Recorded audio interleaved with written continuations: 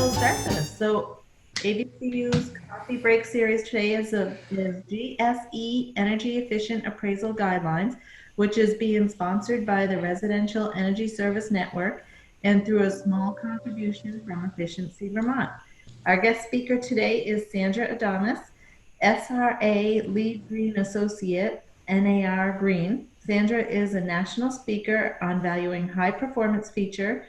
Sandra's background is an active real estate appraiser, realtor, instructor, and course developer, bringing insightful dialogue to share with builders, retrofit contractors, lenders, and real estate professionals. I was very excited to learn that Sandra is famous as she is the author of Residential Green Valuation Tools.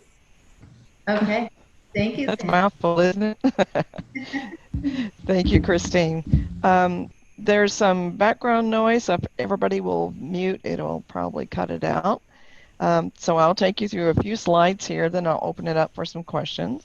So I'm going to start out with the Fannie Mae guideline. And the Fannie Mae guideline I'm using because they probably have more loan products or no more mortgages in their queue than the others, but I think Freddie Mac is coming right up behind them. And the Fannie Mae guideline is very similar to Freddie Mac's guideline, somewhat similar to FHA, and VA's is a little different, but guidelines do have some similarities. And one of the things I like to start out with is their definition, and this has been in their guideline for a long time. As you'll see on the bottom of the screen there, I pulled this off their most recent guideline, which is 6/3 of 2020. Seems like they're changing or adding something about every 3 months now. So appraisers have to keep track of any changes that are there. But this particular section has stayed the same for at least 15 years. And the way they defined an energy efficient improvement is rather interesting. It says an energy efficient property is one that uses resource efficient design, materials, building systems, and site orientation to conserve non-renewable fuels. Now, I've been at this on the road for about 14 years. I've been appraising for 39. But when I first started talking about energy efficient homes and green homes, I got tremendous pushback from the secondary market, mostly from the Fannie Mae side. But when you look at their guidelines, this is how they defined an energy efficient home, which is very similar to a green home. So it's been in their guideline for a really long time. And the little red rectangle here is also something that's been in the guideline for a long time. And yet appraisers, underwriters often use this as an excuse not to analyze energy efficiency. But the guideline says appraisers must compare energy efficient features to those of the subject to those of the comparables. And if they find that there is an adjustment warranted, make the adjustment. The biggest problem that comes in the market is on the last sentence there in that third paragraph, based on market reaction. So they don't define market reaction anywhere in their guideline. They have definitions, but they don't define it. So when you talk to them on a one-on-one, talk to people in DC, the head of policy, the head of guidelines, they will say, oh, well, everybody kind of knows what it is. So I did write a paper on that a year ago, got it published through the Appraisal Journal, and it really sets forth that market reaction can be based on cost new, it can be based on the income approach, savings amount, it can be based on sales as well. So it's not sales only.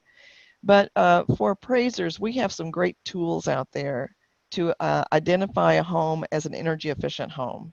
And it's called the HERS Index. And I think right now, correct me if I'm wrong, Jeff, but I think only about 13% of your new construction in Vermont actually gets HERS ratings. Is that a true statement? Do you remember the percentage? That seems low, but I'll have to look. Okay. But one of the things about Vermont is you have one of the lowest average HERS ratings, 34. You're in the top 10. So that's a trend line that's gone on as if you look at the last 10 years, it's continued to go down in Vermont as new homes are getting their homes, new construction getting their homes rated. This HERS scale takes into consideration, they're always comparing the new home to the reference home. The reference home is 100 on the scale, and that references the 2006 Energy Efficiency Code, the IECC code. So if you're down, the average code in Vermont is 34. You see it's 66% more energy efficient than the 2006 home. So what that tells you is your market evidently is the buyers are demanding more and more energy efficient homes. So it's something that really needs to be considered in the underwriting as well as in the appraisal concept and listing. And this just tells you again that the reference home is a 2006 compared to the rated home. Now, as every locale has a different code that they've adopted, so that this what your rating is in Vermont may not be the same in New Hampshire. New Hampshire has a slightly higher average HERS rating than Vermont does. I think theirs was like 52, if I remember right, for 2019. So what they In Vermont, the energy code requires, if you use a HERS rating for code compliance, the base code is 60 points or less, and the Act 250 governed homes, the stretch code, and this is also for South Burlington, would be 54 points or less. Yeah, and you know what you're going to see on some of your appraisals is someone comparing a new construction to a 20, 30, 40-year-old home. I've even seen some out of Vermont that are comparing it to a 100-year-old home. There was no energy code years ago, so comparing them without doing some kind of analysis of quality construction and energy efficiency would be inappropriate because they're really not comparable, they're just sales. Comparable properties would be ones that compete for the same buyer. So would that same buyer looking for a very energy efficient home consider an old home that was built to no standard years ago and hasn't been upgraded? Now, some of them have been upgraded, have deep retrofits. That would be a different situation. So in this HERS rating, it takes into consideration everything that makes that home energy efficient. And the guideline for Fannie, Freddie, and FHA mention on their energy efficient mortgages, you have to have an energy rating. And they mention the HERS RESNET rating. They also mention they will also have any other rating that would be considered equal, like a BPI report or a home energy score for existing homes. But the envelope is a very important item that the HERS score will measure. How tight is the envelope? And by getting that envelope tight, you can get the energy efficiency lower because you don't have unintended air coming in. You'll also, when you get it tight, need to have some airflow coming in. So that's going to make that home a better indoor air quality, and the comfort level is going to be better. So on those HERS ratings, if you actually get the full report, it's going to tell you what the ACH 50 is, which emulates a 20-mile-an-hour wind hitting all sides of that structure. How many leaks are coming through unintended? So some of these older homes, I had a HERS rater tell me they looked at a home built in 1970 and had 18 air changes per hour. All the air inside the house changing 18 times in an hour. So imagine having to heat that constantly every time new air comes in. So we're seeing houses today that are less than 3, passive houses less than 1. We're seeing quite a few houses at the less than 1, and then they have the air exchange that will take care of getting fresh air in when it needs to come in. So that's another special feature of the HERS rating. So how they figure that out is they use a door blower, which is on the right side of the screen there, that big red curtain with a big round fan on the bottom of it and a bunch of wiring. They will put that on the front entry or one of the doors to the home, make sure all the other windows and doors in the attic scuttle is closed, and they'll turn that on and it depressurizes the inside. I'm sure Jeff has probably shown you all how that works. And so the computer actually calculates how many air changes per hour and helps. And once they get back to the office and put all this into their software, it spits out the rating. So it's not some rater going out saying, oh, I'll give this one a 30, I'll give that one a 20. So it's actually calculated once they put all these diagnostics into the software. On the left-hand side of the screen, you'll see a duct blaster. So the duct blaster determines how tight the ducts are. And if you have ducts in the unconditioned space, you'll want those very tight because you don't want to lose all your heat into unconditioned space. So that's all used on a HERS rating. If you're looking at a HES rating, which is a home energy score, they don't use these diagnostic testings. They're more of an asset inventory. So they'll go through and look at, has a furnace been replaced? Do they have insulation? What kind of appliances do they have? So the HERS rating takes all that into consideration. On the AI Green Addendum, your HERS raters can populate those, and I know, Jeff, you guys do them for everything that you rate in Vermont. So these are available for new construction in your state. It's something that when we try to tell listing agents to attach these to the sales contract and make sure they get to the loan officer. That way the loan officer is notified right away, we've got an energy efficient home, so I need to hire somebody that knows something about them. And so a green addendum will tell you if it's a confirmed rating, a projected rating, or a sampling rating. So confirmed ratings are the only ones that have actually been diagnostically tested in the field. Those are the ones that you'll find in the database, and I'm going to show you access to the database here in a few minutes. But these three ratings, the sample rating, and I won't go too deep into this, but this is one from where a production builder is allowed to get one of his homes rated, and he can use that for the next so many homes before he has to have it retested again. Projected would be like your subject to completion, so it's from plans and specs. And then that's what we ask appraisers ask builders to have done as a projected rating. If you're appraising from plans and specs, we need that projected rating.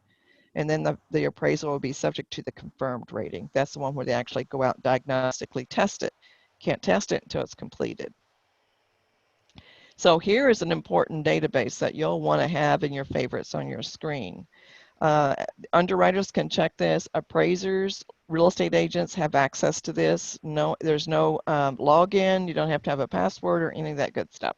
You can go in and put an address in on the RESNET database and click find the HERS rating, and it will tell you if that home has a rating. Now the ratings in the database are only the confirmed ones, and they're July 2012 forward. So that's a quick way to find out how comparable are my sales. If I'm using all newer construction, I'll want to check this database. If I'm listing a home for sale, I'll want to check this database and make sure this gets in the MLS. But I think you've got an automatic flow that's going into your MLS, hopefully. Now, if you're appraisers or Appraisal Institute members, they have access to more data. They can go into the RESNET portal and they sign in and with their email, and they register with a password. And with that, they can go in and find out a lot more information. You'll see some of what I have in here. So I searched Vermont and the Burlington city, the whole city, to see how many houses had HERS ratings in them. I can search by address or just by zip code. And so you'll see, here's what it gives me. This is a pretty cool printout. You won't get this on the public side. You only get this on the AI portal. So what happens here is I get them by address. I can download these into a spreadsheet, an Excel spreadsheet. I can look at the HERS ratings. Look, we have one here at -3. And then it'll tell me what the average energy cost will be. It will also give me an estimate of the savings amount based on that HERS rating. So that gives the appraiser, that savings amount right there, gives the appraiser the data they need to value the energy efficiency by doing a present value calculation. So if you don't have a sale of another energy efficient home, all your comps are older, you could use that number and come up with an adjustment. And on the right-hand side there where the blue arrow is, you'll see it will tell me if that home is Energy Star certified. I did a study for a white paper in Michigan and ran a search of one of their MLSs. They have 29 MLSs in the state. And I did a search and found the HERS ratings for 30 homes in 1 year by 2 different builders, and they all had HERS ratings on them. So then I went to this database, plugged in all 30 of the addresses. None of them had HERS ratings. None of them were Energy Star, and they were all quoted as Energy Star. So they were probably appraised as that as well. So it could have been confirmed easily through this. So that's another great place underwriters, if your AI members could even get into that section. So here's what I was telling you earlier. You can see the trend line here for Vermont, where you've gone from a 52 in 2010 as your average HERS rating down to 32. So that's quite an accomplishment, and that's a trend. So you're seeing new construction. If you want to compete with the builders here, you need to get your HERS rating down. That's going to be an energy efficient home. Even by code, it's energy efficient. But if you're getting a HERS rating down to a 32, you're even more efficient than code. And on the appraisal report in the 1004, which I don't know, are you any of you on the um, testing conference calls they're having with Fannie and Freddie on the UAD and the new form? Well, the new form won't be out probably for a couple of years, they said, but they're doing a lot of work, and I've been on a lot of those SMEs, subject matter experts, and the form's gonna be totally different, but a lot of energy on it. A lot of energy, a lot of green features on it. Solar will be on there, so it's something that we need to start getting used to now.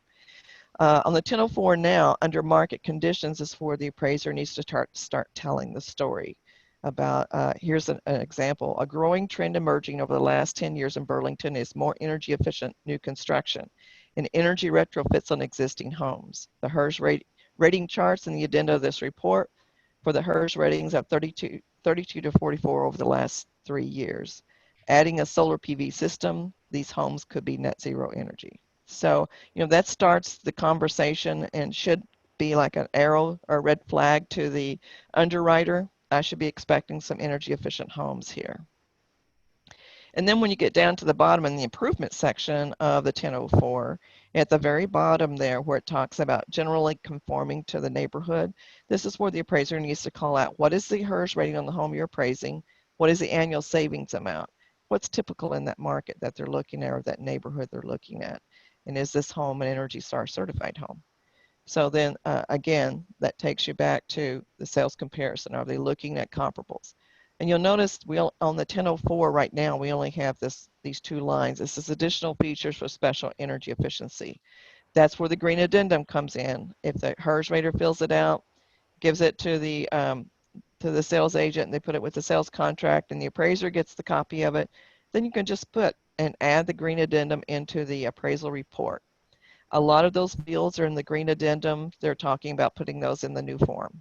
So that would be a real plus for us. So on the HERS RESNET database, we can click on view over to the right-hand side when we find the sale or the property that we're looking at. And we can get this little graphic that we can clip out as a picture and put it right into the photo gallery of the appraisal report, or it can be put in the photo gallery of the multiple list. And you see it gives me the builder's name, the HERS rating. It will give me an address too. I took the address off. It gives you the company that rated it, the year it was constructed, and the savings amount, and it tells you that it's Energy Star. Now on the public side, it wouldn't give details here on the bottom. It would tell the rating and the builder's name and the year it was constructed, year it was entered in the registry, and the address, but it won't give you these last three important items. So with that, I'll give you, you can download this guide from the AI website. The link is there at the bottom. The guide will take you through the AI green addendum. It would probably be a good idea for your underwriters to take a look at that guide, because I did clips from the green addendum, and I said this is how an underwriter might use this information. This is where it would go on the appraisal report. This is how the lender would, realtor would use that information. So that's what the guide would do for you. So it's a free download from the Institute. I'm in the middle of revising that now because we've revised the green addendum. So again, it talks to you about where to place the info, because I kept getting comments from appraisers. Well, I see the green addendum, but I don't know what to do with it. Where do I put it on the form? And then I would hear from underwriters saying, well, I know about that green addendum, but I don't know how it applies to me. Same thing with realtors. So that's why I wrote the green addendum, or the guide for it. So it gives you all that information. And then, of course, we've got the AI Green Registry. The Appraisal Institute has the largest library of classes. They're all online right now. And I would say the Introduction to Green is a pretty simple one to take online. It's easy to get through. It's written in a way it's pretty easy for an online student. Case studies is okay online. I just updated it, so if they'll wait about a month, the new one will be online, and that has the most current information in it. Residential residential and commercial evaluation of solar.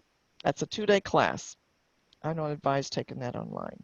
You really need to do that either synchronously or in the classroom, because solar is pretty complicated if you're not familiar with it. And using the software to value the solar system, appraisers, the average age I just heard this morning is 50 something. And a lot of us aren't tech savvy. So take it in the classroom where you have somebody can look over your shoulder and say, no, this is what you did wrong. That's helpful. So the registry, I know we're still working on it. It's a problem because we just switched platforms, but at least now you can go on the residential side, click on in the Appraisal Institute website, click on the state, and it will put them in order.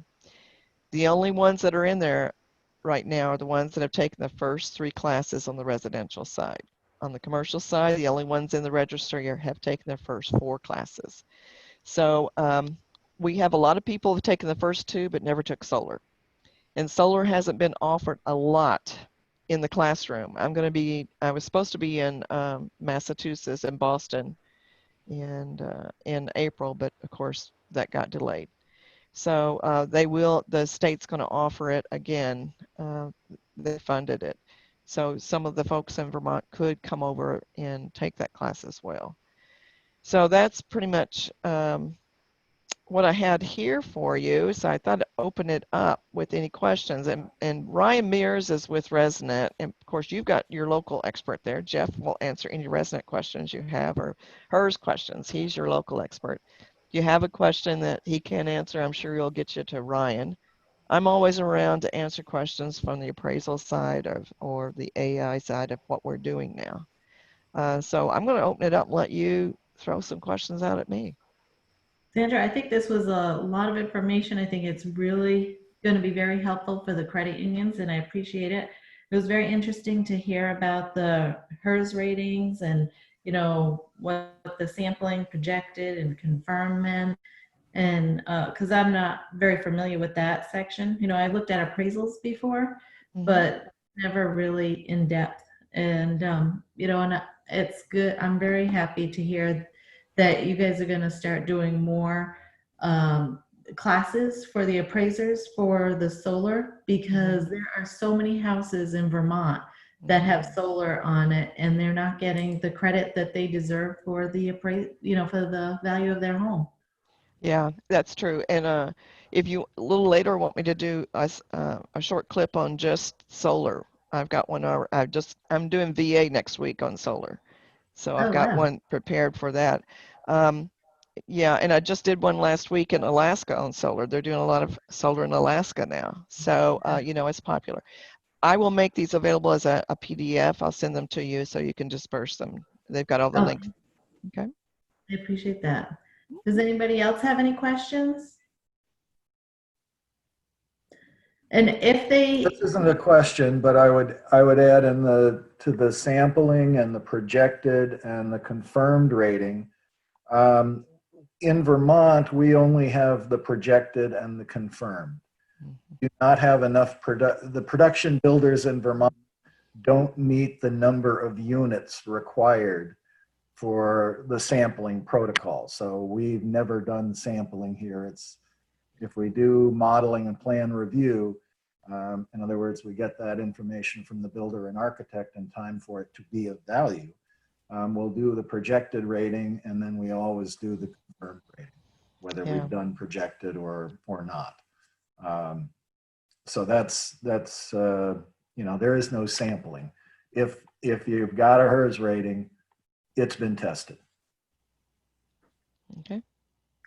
and The other thing I guess I'd add too is that if you're not an Appraisal Institute designee or a practicing affiliate, you can get the same level of detail directly from Efficiency Vermont. I'd be the best contact to wrestle that up. You can get the same level of detail as you would see in the private or the appraisal special portal. which is a plus for your appraisers. So there's no excuse for the appraisers in your state or the listing agents to get, to find out what these are. And Right. on the appraiser registry, the Valuation of Sustainable Buildings Professional Registry, we have 7 appraisers on that in Vermont right now. There's one additional appraiser who doesn't show up for Vermont, but she lives in Littleton, New Hampshire, and works both sides of the river. So there are actually 8 you could choose from within the state. Mm-hmm. But the things the appraisers often tell me is that the lender isn't asking for these skills. Mm-hmm. Right. They're not recognizing the appraisal as a complex assignment needing someone with extra training and skill. Yeah, that's what we hear when we offer them. A lot of the chapters don't offer these classes because they can't even break even, and that's why I'm hoping that we'll do more Zoom going in the future. That would make it more cost effective to do it in other states. But appraisers say, well, the lender never asked, and neither does the appraisal management company, so why should I take it? Well, they should take it for their own professional pride. I don't want to get involved in appraising something I know nothing about. But I guess I'm not everybody. Well, thank you. I really appreciate this information. And it's okay if people reach out to you after they view the recording. Perfect. Sure. Well, thank you. You're I welcome. appreciate it. Have a good day. You as well. Thank you for asking me.